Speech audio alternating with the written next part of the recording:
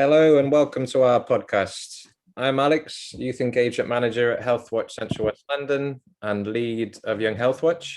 I'm here today with some of our Young Healthwatch volunteers to reflect on two reports we've just published where we audited GP website provision for young people in the Borough, specifically across the former West London CCG and Central London CCG. In our survey that we ran for over a year, we found that 25% of young people would not go to their GP for support with their well-being. That, combined with other feedback from young people, to us provided a clear mandate to look more deeply into this. And we thought starting with GP websites was the best way. So I'm just going to pass over to our young volunteers now to reflect on the research they carried out and the findings. So I'm going to pass over to Hussein to start with. Hi there, I'm the Healthwatch volunteer, and I'll pass it to Lucas. Hi, I'm Luca. I'm also a Healthwatch volunteer, and I'm passing it to Sivan. Hello, I'm Chivan, and I'm the chair of Young Healthwatch. Okay, so let's reflect on how the research went, guys. So who would like to go first? I can go first. So essentially what I found was for the young people, the main concern was, or the report that they wanted information on, was helplines and get information about medication. As GP, they administer or have medical reviews with the young person, especially if they are under mental health diagnosis.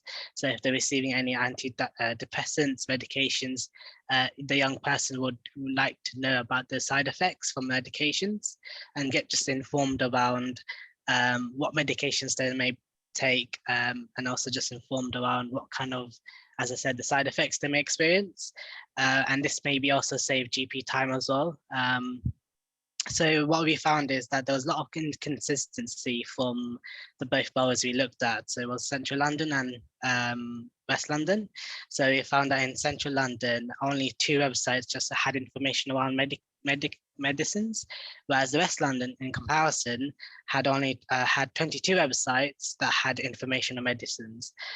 So I really, it really made the young people choices around West London feel like they're being heard. However, in Central London, people who are registered in Central London GPs felt like, I feel that they're not being, it's a lot of inconsistency. So I just thought it might be difficult for the young people to kind of get that informed choices with the medications and I guess with the symptoms and diagnosis. But saying this, only one, in West London, only one website didn't have a symptom checker. So that really helped the young person feel that if they're going to the GP seeking any reasons for mental health, physical health, that would understand why they're coming to see the GP. And as I said, that would then save the GP's time and consultation time, because the GP and the young person would know what they're going to talk about during the consultation and what they would like to get help from.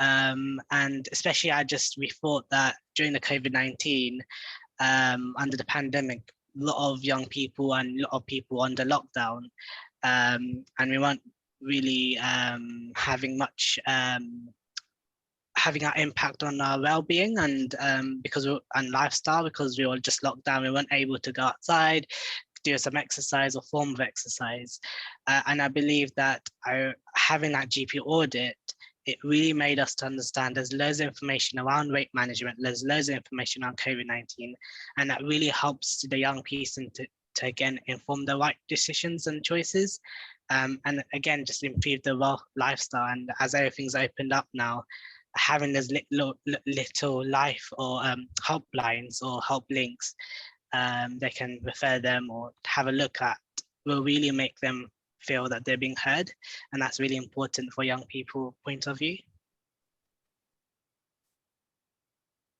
I'll pass it now to Lucas to get more information.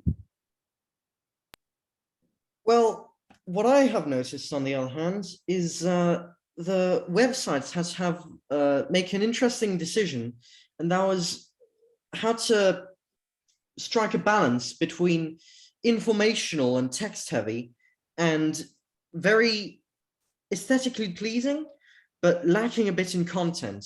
And I found that, interestingly enough, there were a lot more extremes and very little websites that went for a nice balance. So we had one side which was very aesthetically pleasing, but we found that either there was no information at all, or the information was really hard to find.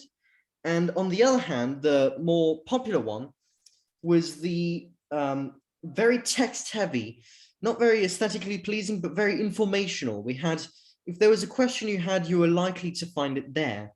And I found it interesting because, well, out of the two, I think in the end, I would still have to recommend the text heavy, not very aesthetically pleasing, because although they suffered from problems such as annoying pop-ups and sometimes still struggling to find information, you still were guaranteed, or not guaranteed, but significantly more likely to find said information you were looking for. And now that that's been said, I'll pass it to Chivan. So what I found was that there wasn't enough dedicated pages to young people, which I think is a huge issue, as GP should cater towards young people. And I believe they weren't doing it as much as they could have been because there wasn't dedicated pages to young people. A very good thing that there was pages towards teenage mental health. However, these pages were often on secondary links and hard to find simply because there wasn't a dedicated page for young people. So if young people were just to click on the GP website, it might struggle to find those pages, and it may be a tedious and long process, which they may not want to go through. However, a very positive and good thing I found during my research was that through the pandemic, there was very good COVID pop-ups on most of the websites, which were extremely supportive on how to get vaccinations and tests and testing, which I thought was really good. So I thought those were my two biggest findings on the research of the GP audit. We are rebranding as Healthwatch to Listen to Act, which can be shortened down to L2A, and to continue to follow our great work, I thought we should mention this. It will continue our sort of message and continue doing what we do, which is to sort of empower others to make change that would benefit people in local areas, which I think is amazing. And that's why I'm really proud of what we do. Well, gentlemen, thank you very much. Just to sign off, you can access both reports on our website, which is healthwatchcwl.co.uk, and specifically the recommendations which we have in there. So we have the summary and findings, and then the recommendations. And we encourage whoever is listening to contact us. Our details are on the same website, and we can look into potential ways to collaborate with you. Thank you for watching, and goodbye.